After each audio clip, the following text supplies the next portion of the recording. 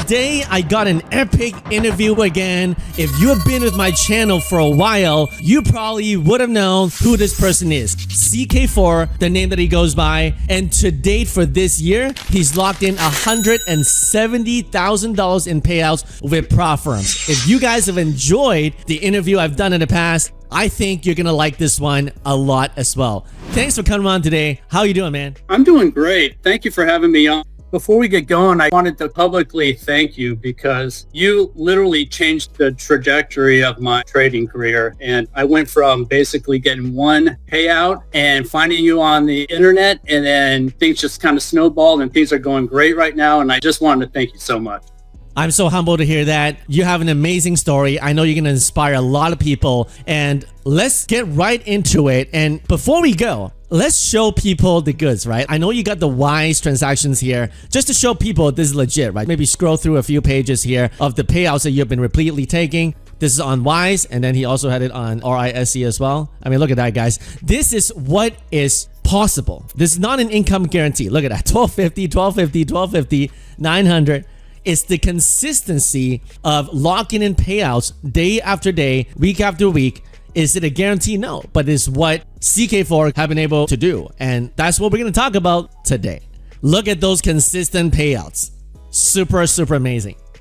So CK4, tell us, people who are watching this screen right here and seeing your payouts, I think the question is, how did you get there? We all know in trading, everybody has a journey. Tell us, what is your journey in terms of trading to having you lock in this 170 grand in payouts at prop firms? How did you start? Well, I kind of always wanted to dabble in the futures game, and I started out in Forex about 15 years ago. I was coaching baseball, so it's really just kind of get my feet wet with it. I didn't really take it seriously, to tell you the truth. And then I retired from coaching. I was a collegiate baseball coach and wanting to get back into it and see if I could create an income for myself. And so what I started to do is I took it seriously. Beginning of January 2024, I was trading Forex and got a mentor. He helped me a bunch, trading consolidations and so forth. And then I figured out that I could pretty much do the same thing with futures, and it was a lot less to get in. The prop firms were just starting to pop, and I just wanted to go ahead and give it my all. And it literally took me 8 months. I didn't get a payout until August of 2024. And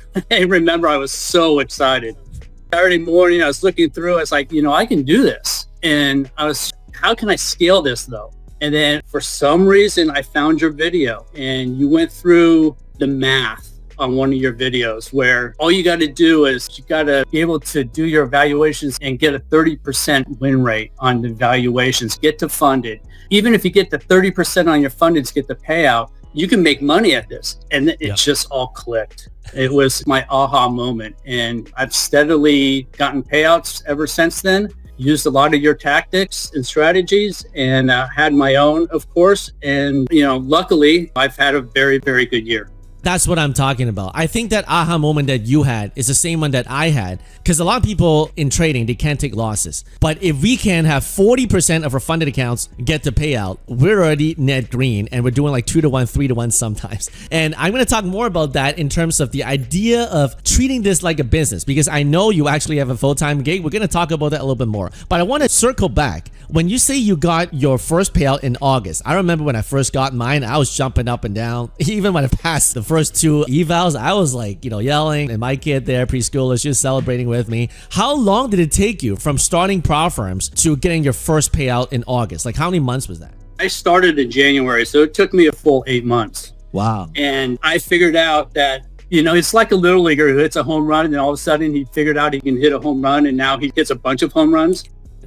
I got that payout and I was like, I can do this. And I just needed to know how to scale it. And that's where, of course, your videos came in and were so helpful. But I was doing one eval at a time. I'd lose it, buy another one, lose it, buy another one. And once I understood the math and the probabilities of what I was doing, it totally made sense to me. And that's definitely the way to go. And I definitely have seen your Excel sheet. You're breaking down the math. Maybe we'll go through that later. You guys who are listening to the interview right now, you have to understand, I explain it all the time, futures prop firm is a game. It's literally playing video game Call of Duty. If you do the right math and you're net green, you come up profitable. And so if you are currently, let's say you're in your month 6, month 7, or you're in your month 8, hey, could it be that you're like CK4 on your month 8, you take your first payout? May this be an encouragement to you, right? So what would you say then, CK? Obviously, a lot of things have transpired in those 8 months. If you say they're like the top 1 or 2 things that you've done that got you from struggling, no payout, to payout on month 8, what was it? The number one thing, of course, was buying more accounts. You know, the more accounts you have, the more leeway you have to rotate. And so instead of me having like 5 or 6 wins in a row and then losing, and then that account is, you know, back to 0, I can rotate accounts, and now all of a sudden I'm up in 5, and I might take a loss on the 6th one, but then I'm rotating back again. And now I go ahead and it's a process of just accumulation. And no one's got a 100% win rate, but the way I trade, I got a very high win rate. I take small gains with a high win rate, kind of high volume stuff. And it just worked for me. So I would say that's the number one thing. And the other thing is you just got to learn to take a loss. You know, you got to admit when you're wrong sometimes and take a loss, because there's always another trade. You can literally make another trade in a minute and get back to 0 or get back to green, instead of just being stubborn sometimes and say, I'm right. And ultimately that's when you get stuck. That is so important, because many times when I wouldn't take a loss, there are 2 times on a live stream, I could have taken $100 loss and locked in a payout, but I wasn't willing to do that. And I blew up the entire account. I blew up the payout. So I think we all have. Right. It's like we've all been there, and it's so painful. And yet, guys, take a loss. If you take a loss, you stay in the game. And like CK just said there, you can just go back in. There's no problem. But sometimes our ego come in the way. But tell me a little bit more about your strategy. You're just talking about you have a high win rate. Are you able to share like a chart of normally how you trade, or maybe some trades you take in a day? Yeah, let me pull one up. This is a 1-minute chart. Okay. This was action from today, starting right around 9:30, going up to about 1:30. Nice. And I went through the ICT rabbit hole, and, you know, I felt like I understood everything, and I just couldn't trade it. There was just no way. And I was like, you know what? I'm just going to simplify everything, and I'm going to trade fair value gaps. So once a fair value gap got completed, I would bank on the reversal. And the way I kind of think about that is a fair value gap is either a U-turn or a road bump. But either way, you got to back up before you can jump over the road bump. And so all I'm doing is I'm banking on a 5-point profit and backing up from the road bump, or taking the U-turn and working it that way. So I think people get lost a lot of times when they're trying to take too big of gains. They're wanting those 25, 50-point gains. And as you can kind of see earlier in the day, you know, I was trading swing highs and swing lows and fair value gaps. And if you were waiting for 50-point gains right through here, you would never get it. But in the meantime, I'm picking up 5 points. And in the meantime, I've collected hundreds and hundreds of dollars in prop firm money by just trading the swing highs and swing lows, and then working a fair value gap every once in a while on the 1-minute chart. So it's very active. Again, I like the volume of it, and I feel like I'm comfortable doing it. And it allows me to get a $100 gain and move on to the next account. It's music to my ears talking to a scalper, you know, music to my ears, because that's the exact thing that I talk about. I talk about locking 10, 15, 20 points. For you, it's 5 points. It's because if you look at any given chart every day, literally, if you want 5.10 points, it's so much more often you can lock that in versus if you want like 100 point. And, you know, different strategy, but, you know, scalping works really well if you do it like this. Now, if you're locking in 5 points, what would your typical stop loss look like? You're going to think I'm crazy, but my stop loss is 25 points, which is a negative 5 to 1. And, you know, most people hear that and they think I'm crazy. But when you think about it, you know, my win rate is 85, 90%. It all works out. And with the account rotation, I'll get dinged $500 on a loss, but it's only one account. You know, it doesn't mess up all the other accounts, and I just keep rotating and rotating. So it really works out. You know, when the ATR is higher, I'll go to 10 points and sometimes 15 points. But for the most part, I'm just taking 5-point $100 gains. You know, people used to work all day for $100. Exactly. You know? And I think people lose perspective sometimes when they're trading, because it does seem like a video game. But when you look at things, you know, kind of from a realistic standpoint, it's like, hey, I just made $100 on it. That's not bad.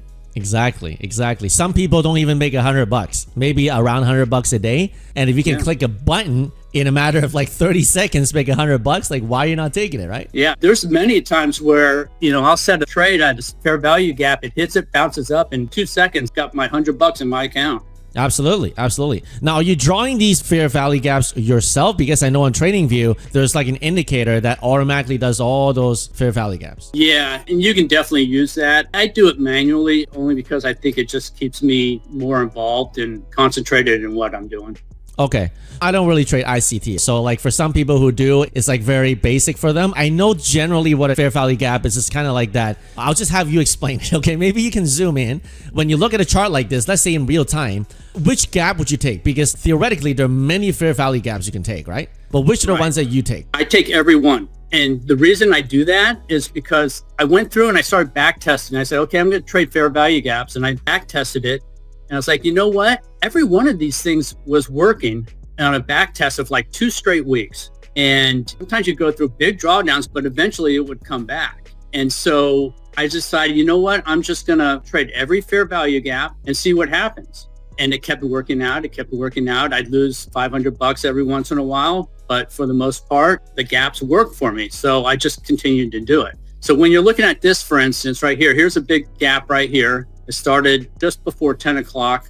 And you can go over and see that it filled right here, but then you took a little bit of a loss, then it bounced up and there's your 5 points right there. So you will go through drawdowns. Sometimes it'll bounce right at it, but for the most part, it's worked out to be a pretty good strategy for me. Okay, so if I'm understanding correctly, you are taking your entry inside the fair value gap. Is that right? Yes, I take it about 2 ticks before it gets completed. So if you look at this fair value gap and you look over here, I would buy right there. And then from that point there, all I'm doing is I'm looking for 5 points. If the ATR is above 20, I might look for 10 points. But other than that, I'm happy with that $100, Interesting, interesting. So if you're always only buying fair value gaps, then you're not doing sweeps then, right? I am doing sweeps.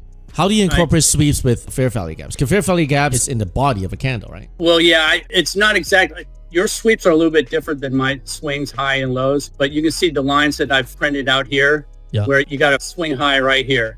And it comes to the swing high, boom, you get a reaction, come on down. That was a good 30, 40 point drop from that point. But all I did is I wanted 5 points. And I've really gotten not great at it, but I can tell you that I get a lot more entries and I can rotate more accounts that way. And it keeps me super busy, man. No doubt. If you're locking 5 points. Now, do you switch long and short then? Yes. Yeah. Okay.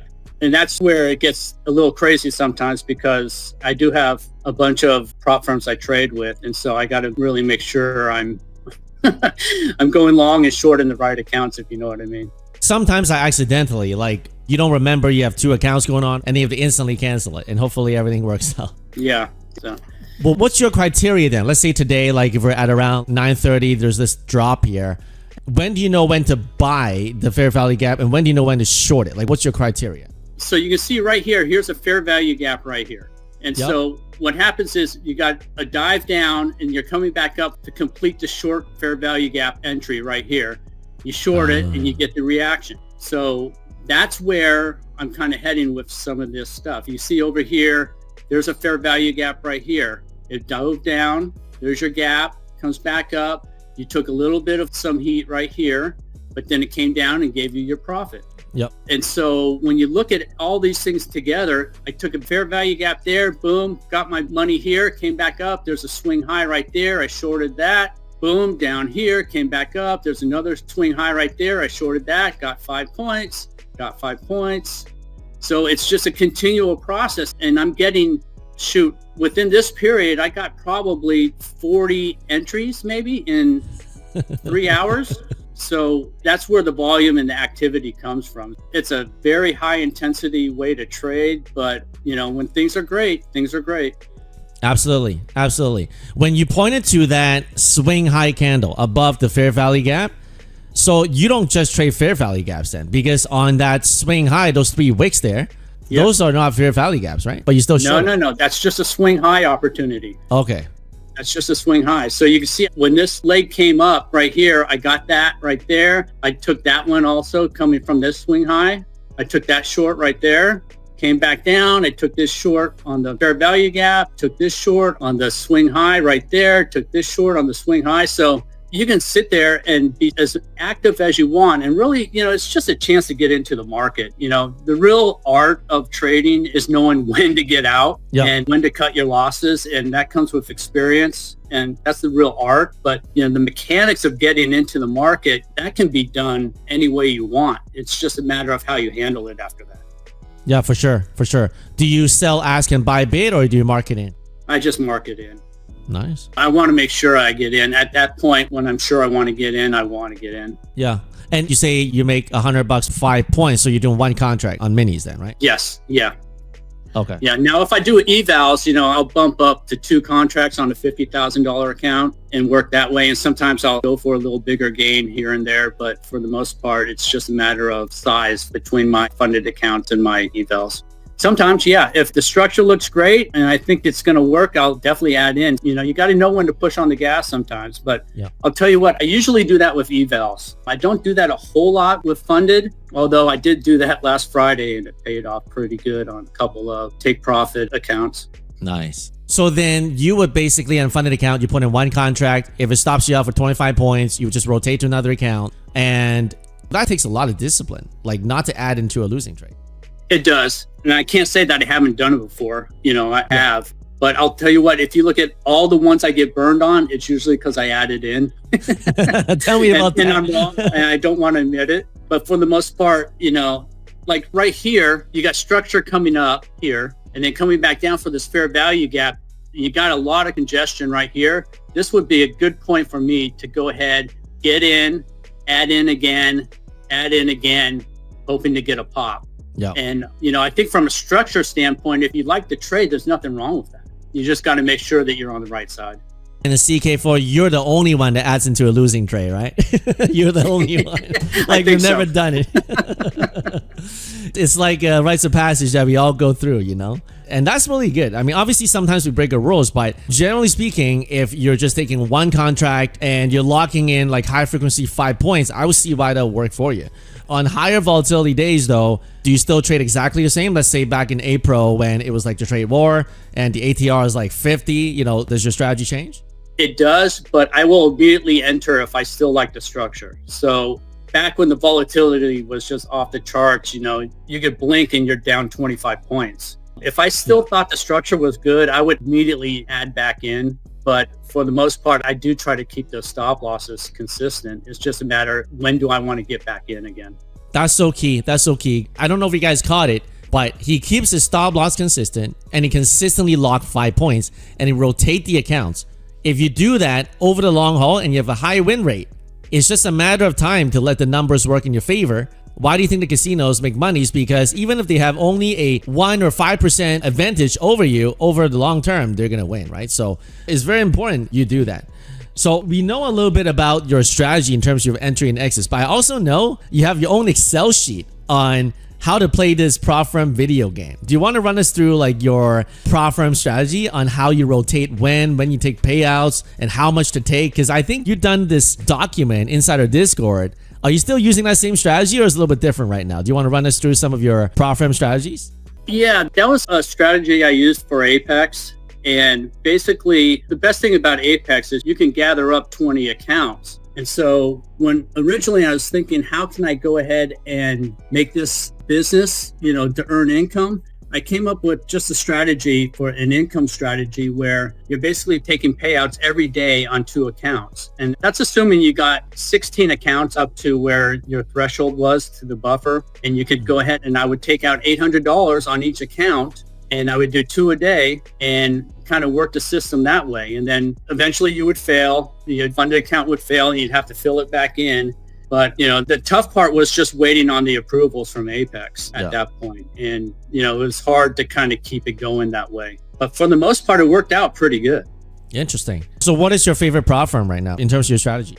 I love take profit. There's nothing better than going ahead and submit a payout every day when you're working it good.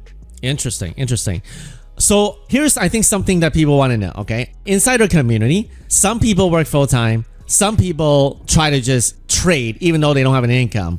I know that you have a business, and like, did you say you have a whole bunch of, how many employees do you have in the company that you're working with right now? There's roughly 100 employees. My wife is the president. She's the brains of the business. And, you know, when I was out coaching, she was running the business, and it's quite a large business. We have an electronics repair company that we do a lot of work for, some bigger companies. I highly recommend it. If you have the ability and got any sort of flexibility of keeping your job and trading at the same time, because it just takes the pressure off. When you're sitting there and you know you got to make money and you're trading, your decisions aren't crisp. You tend not to take the chances when you got the advantage, and you tend to nickel and dime yourself into losses. So I highly recommend, if you have the ability to work while you're trading, you do that.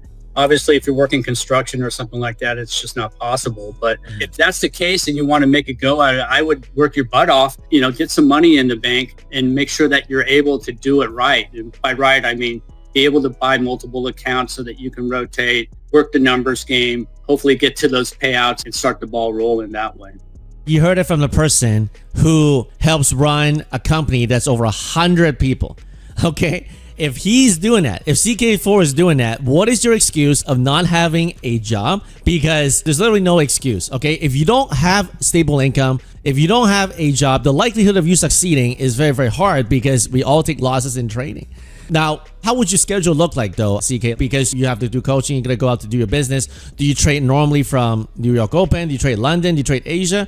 When do you actually go and execute that strategy you talked about? Sometimes I'll take some trades before I head in, then I'll head into work. I usually don't trade until about 10 o'clock. I'll get to the office, lets all the crazy stuff happen and kind of see what's going on with the market the first half hour. But I'm usually just a New York hours guy. I'll start around 10, I'll cut it off at 4. And then just depending on how much time I have that day. Some days, you know, I'm not busy on the work side of things, and I'll be in front of the computer all day long. And other times I might only be in front of the computer for an hour or two. But that was one of the key things that I needed as I started trading, is I knew I needed to be able to have a strategy where I could just open up the charts and instantly see opportunities without doing a lot of top-down analysis. And that's where the fair value gaps and the swing highs and lows came into play. And it's really been beneficial. Yeah, I mean, if you're a scalper and you're just looking for 5 points, there's always opportunities. When you talk about swing high and swing low, can you define that for me? Because some people have different definitions. Like if you look at this chart here, some people swing high, they mean like it's a weekly swing high, or like what is swing high, swing low for you? This is the 1 minute chart. So for me, we're looking at, say over here, you got a high, then a higher high, and then a lower high. So that becomes a swing high at that point. And same thing on the bottom sides here. So for instance, right here, you got a low, there's a higher low and a higher low right here. So that becomes a swing low. And all I'm doing is I'm capitalizing on the reaction to those swing highs and swing lows. So it's kind of like a wick or a sweep of a previous thing. Yeah, it's basically what you consider a sweep, but I think I'm a little more active on that because as you can see right here, these are not big moves. You got like 10, 15 point moves right here. And I'm literally taking every swing high, whereas I think some of your criteria, you want something fast and you want something exaggerated to take that sweep on, but I'm literally taking every single one of these. That's so cool, man. It's like I can already imagine you getting in it. Some people tell me on the stream, yo, FSP, you're taking so many trades, man. I'm thinking right now you're you're like 3 times what I'm doing. Is that true? I don't know. Yeah, like for instance right here, I think I lost on a couple of these trades, but look at all these, each line is $100, man. $100, $100, $100. And there's probably 40 opportunities there in 3 hours. And so, you know, the next 3 hours I had just as much. So yeah, it's active. That's amazing, man. I mean, what system out there can give you like a money printing machine of $100, right? In a few seconds. So you told me you start trading this like 15 years ago. I mean, right now, are you currently only trading prop firms? Or are you trading personal account as well? Like what else are you doing? Or is that the only thing you're doing right now? I'm only trading prop firms. Honestly, you know, the barriers to entry way back when, trying to get your own account and stuff, you know, I wasn't able to do that. And then even if I did, you know, there's a lot of pressure to trading your own money. Yeah. Prop firms are so great for that, just the average Joe guy, because it gives you a chance to get into the market. You know, you can go to Bullknox on sale and start a business for $16, you know, buying an eval. So there's no other way to do that. in any sort of business in this world. And I just think, the prop firms have really opened up a door for just the average person to go ahead and try and make a living doing something that they might really enjoy. Absolutely. So I asked this question to almost every interview, and it's basically now having this knowledge that you have right now of prop firms and trading futures and the strategies and all the combination of everything you learn about trading. If you were to go back from the very start, these are the top 1 to 2 things that I must do in order to achieve success. What would you tell yourself? Because right now there are people who literally watching this interview, very inspired by your results. Not everyone can log in 170K in a year in terms of payouts. What would you tell those people, and what would you tell yourself if you were to take a time machine back? These are the top 2 non-negotiable things I must do in order to succeed in a futures prop game. Okay, so number 1, I would say you got to admit when you're wrong. Like we talked about earlier, if you want to DCA into an entry, that's fine. But you got to have a point where you say, you know what, I was wrong. And at that point, you got to get out, because there's always another trade. There literally is another trade. And for me, the way I trade, it could be 2 minutes from now. So that's number 1. And number 2, and I've told you this before, is that your strategy of rotating accounts and getting multiple accounts is a game changer. It absolutely is. And if somebody's trading and they don't have enough money to buy multiple accounts, don't trade, save up, get some money in the bank, and then do it that way, because it takes the pressure off your trading. I was trading one account and losing them. I was just rotating losses, loss. That I do really well, and then one trade would blow me up. Yeah. You can't sit there and do that with just one account, in my opinion, in the prop firm game, especially with a trailing drawdown. You just can't. So those would be my 2 big things. And again, FSP, I just want to thank you so much, because I got my first payout and I was so happy, and I was looking for a way to scale, and somehow I found you, and you have literally changed my trading career. And I just wanted to say thank you. I know you've done it for a bunch of people, but I don't think people really appreciate all the things that you do. And from the bottom of my heart, I'm honored to be able to talk to you today. And I'm honored to hear that. I'm very humbled, actually, because as you know, I honestly think I'm an average Joe trader. And the fact that we have amazing people in the community like you who's sharing their strategies, There's people all over in the community that are just killing it. Yes. And they really are. And you're not an average Joe trader. I know you like to say that, but you're not. You got a tremendous feel for momentum, and that a lot of people take years and years to learn. So you're not an average Joe guy, but I know what you're talking about. It's just the fact that anybody can do it. If you want to work hard and you want to study a little bit and you find it fun, you can make this work out. Absolutely. Absolutely. I appreciate those kind words, because the community is made out of amazing people like you and SMC and other people, and people even like not making like 6-figure payouts. They're great people too. And we just come together, we trade in and day out, we trade together, we bank together, and we pray together. And as we say all the time, obviously there's ups and downs in trading. And maybe this is like one of the other questions I want to ask you. For someone, let's say they're on the verge of giving up right now, okay? I'm sure I remember I told you guys, when I blew up that education fund of my kids, I took it from 65K to 90K, to took it to 0, had an awkward talk with my wife, and now I can talk about it because I made many times back. But the thing is, like, at that moment, it was one of the darkest moments in my life, right?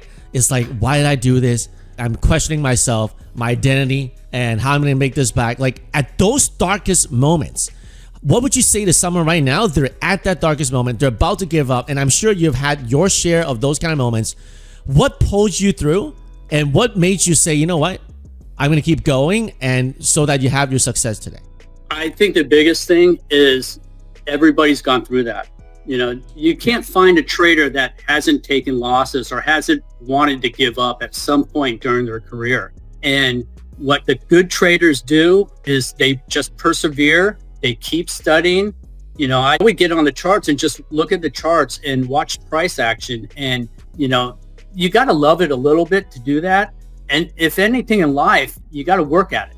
And you can't just say, oh, I gave it a try and I give up. If it's something you really want to do, you got to put your whole soul into it sometimes, and know and trust that it's going to work out at some point. Now, do you have to be spending money to do it all the time? No, you can, simulate trade without money or out prop firms and get experience that way, and just practice. Get in front of the charts all the time and seeing price action. and just being able to persevere some of the hard times and say, okay, now I get it. I understand now. And now just let those wins come and snowball the wins. And when you get discouraged, just understand it's part of the game. There's a cost to trading from the monetary side, but there's an emotional cost to trading too. And you've got to be able to get through that emotional cost if you're going to be a great trader. That is actually very, very important. A lot of people talk strategies, but they don't understand the psychology or the emotions of trading. The revenge trading, the anger, the frustration, feeling like getting into the market and then instantly it works against you. Those are all feelings that we have been through. But every interview, I learned something. I don't know about you, but in this interview, I learned from CK that maybe I'm not as aggressive of a scalper. I need to take even more trades because he's taking those 5-point trades. And next time you guys tell me on live chat, yo, FSP, you're taking too much trades, I'm going to quote CK4. You ain't seen nothing yet. You got to watch an interview where he scalped 5 points. Man, I so appreciate you, CK, for sharing with us your strategy today. I know you're very busy. You know, you're running a 100 people company and you scalp crazy and locking 170 grand payout. And we appreciate you as a community, especially when you've been in a Discord, sharing your Apex, all your journey, and even this interview. I know people will be inspired by you. If they want to reach out to you, what's the best way? I know you don't have a presence in terms of trading, right? Like, what's the best way for them to reach out to you if they want to? Just through Discord, through the community. You know, I try to get back with everybody that asks questions and so forth. And sometimes I get caught up, I'm busy, but Discord through the community is the best way to go. There you go. CK4 locking in those payouts day in and day out and taking those 5-point hits, locking in the loss and not saying that, you know, he has to hold on to a loss. And with a high win rate, taking his style of trading and also having an income, he's able to lock in the 170 grand payout so far in a year. I think you're going to do much more, to be honest. From dialoguing with you, you have your little system going on. I'm not surprised next time when we talk, you'll be doing much more numbers. So before we go, is there any last words you want to tell people or the community? Actually, I would just like to thank everybody in the community. You know, there's so many people that are willing to help and give answers to questions that some people have. You know, regardless of your experience, we can all learn. And I just want to thank everybody in the community for what they do in making FSP community the best it can be, because without everyone together, you know, sometimes we get lost by ourselves. 100%. I couldn't agree more. Without amazing people like you and those in our community, this community won't exist. And so if this interview inspired you, drop a comment or send him a message. Remember, don't bombard his DM, okay? But, you know, just use some normal social etiquette. You know, say, yo, thanks a lot, CK4. You know, just be normal, okay, guys? Be normal, and you'll learn a lot of things when you know, just be normal. All right, so CK4, really appreciate you coming on today, taking the time. I just wish you all the best in your trading. We'll see you around in a live chat sometime. And I just thank you for all the inspiration and the sharing you've done with us today. I'll see you around in live chat. Cool? Thank you. I appreciate it. It was an honor. Sounds good. Take care. Talk soon.